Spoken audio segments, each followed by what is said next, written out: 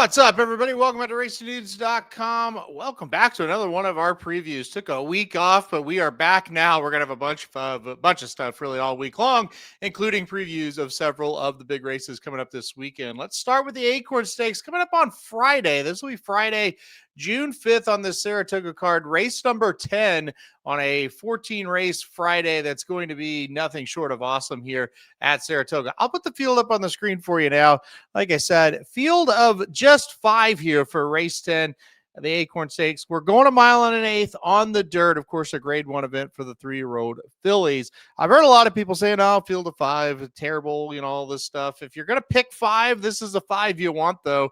I think it's a good field, actually. I don't have any problem with it whatsoever. Let's go through the field one by one, give you a top 4, probably, most importantly, a winner and a second place horse here. Can't really go that deep in this field of 5. And let's start with the number 1 Prom Queen. A horse since going and stretching out to 2 turns, 2 wins, and then a 5th in the Kentucky Oaks last time out. The race 3 back where she broke her maiden in a mile 16, she did it by 8 lengths, and she went on to win the Gulfstream Park Oaks by 2 3/4. In the Kentucky Oaks, she did get 5th, only beaten 4 3/4 in that race. Not a very good trip. Had some trouble early, had to go pretty wide, on both turns, really, but definitely that last turn. And still kind of was coming on, still was running pretty decent. I thought this was a really sneaky good effort. This horse in the Gulfstream Park Oaks and in her maiden special weight was sitting a length or 2 off the pace pretty much the whole time. You get to the Kentucky Oaks, she's 12th early on, 7 lengths out of it, 7 1/4 out of it, and was still able to make a run there. So I'm pretty interested in her in this race coming forward because I think, look, the other horses, I didn't see a ton of excuses that's in this race that ran in the Oaks and then comes here.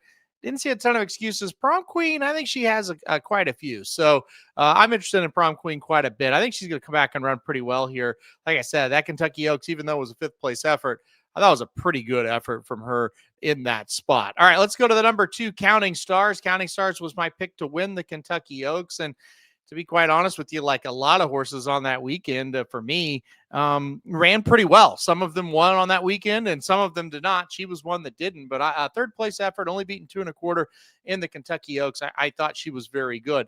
Very inconsistent horse, and we've seen it, but 3 straight races now that she's been very, very good. You look at her 3-year-old form. She started off in the Martha Washington Stakes at Oaklawn Park on February 6th, where she was 3-5 in that spot. She was 8th. She basically was walked off of the race, beaten 60 lengths, just walked across the finish line. Then came back 2nd, only beaten 3/4 of a length by Explorer and the Honeybee, won the Fantasy by 5.5 and just a dominant effort. And then, like I said, that Kentucky Oaks, not a lot of excuses where I said, hey, Prom Queen, there might be some excuses why she didn't run all as well. Counting Stars kind of was sitting inside, saved the ground, tipped out, and ran pretty well. Just wasn't really a match for Always a Runner or Meaning. Got beat 2 1/4, like I said, and really wasn't that close to beating Meaning either. So it's harder for me to kind of say, okay, let's go with her this time, except for one little thing. Arietta was the jockey of this horse through almost all of the starts of her career, the last 6. But gets Irad Ortiz aboard today, and how much of a difference can he make on Counting Stars? I think that's going to be interesting. I think that does at least make her a little interesting here. 9-2, so 2nd longest shot on the board. Maybe she shouldn't be that. Maybe she cannot run those odds.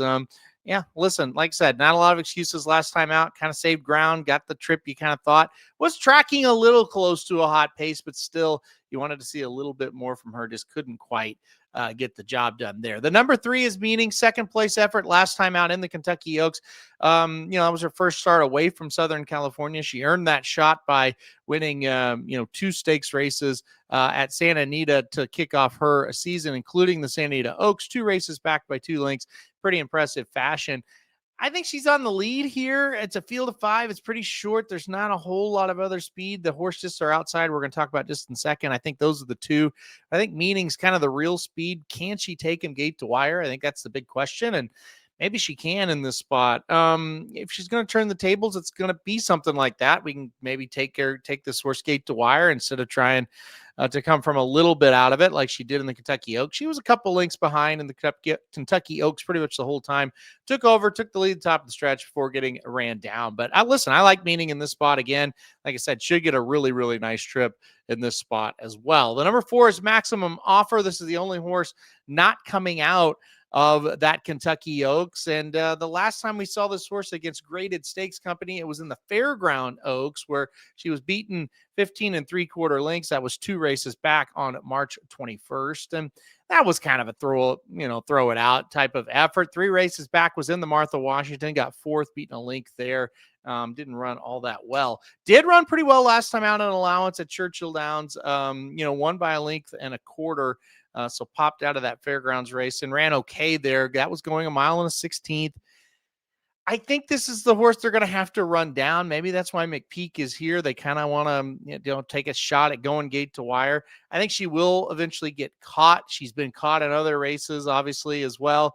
But I do think her and the 3 Meaning going to be the 2 that are out there. Maybe the 4 is naturally just a little bit faster, can get that perfect trip. But I don't think she's going to be able to hold on against these runners. And specifically with this runner, the number 5, Always a Runner, 4-5 favorite here, and deservingly so. Maiden special weight win back on February 6th, going 1 mile and 40 yards at Tampa, where she kind of, was just way, way, way better than everybody else, and didn't do a whole lot of running that day. Just didn't get out of first gear and won by 6.5.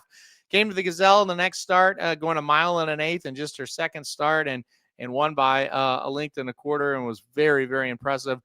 And then you go to the Kentucky Oaks, going 1 mile and an 1/8. Again, just the 3rd lifetime start for this horse in the Kentucky Oaks, biggest race of her career. She couldn't have been more impressive, winning by a length and a quarter. And again, just kind of doing the same thing she did in the Gazelle, making that big move and then being able to finish.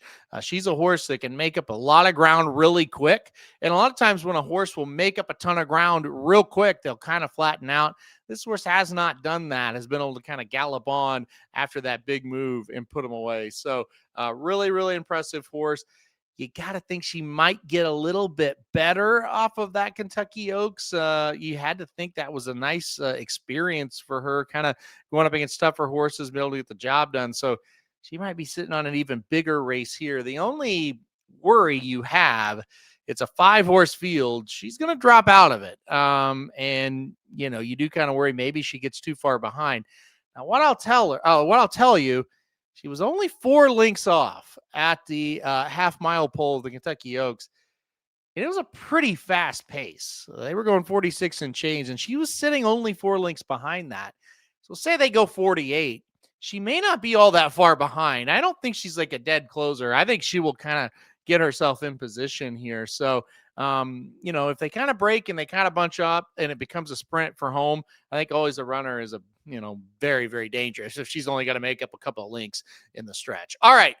That's the field of 5, a little bit of a shorter preview. Wanted to talk about each of these runners a little bit more in depth than usual. And look, I'm going to go number 5, Always a Runner. I just feel like, she showed in the Kentucky Oaks. She's the best of this crop right now. And to do that in just your 3rd start, I got to think she's going to get even better here. You're not getting the price, obviously, but it's just a field of 5, and the way she ran, I wouldn't expect to get a good price on her anytime soon. So I went number 5, Always a Runner on top. I do think I'll use the number 1 Prom Queen in exotics. This is a horse, like I said, I just think she had an excuse. We still don't know how good she is. True. I mean, I think we have an idea that she's a good horse, but to what level, I still don't think we fully know.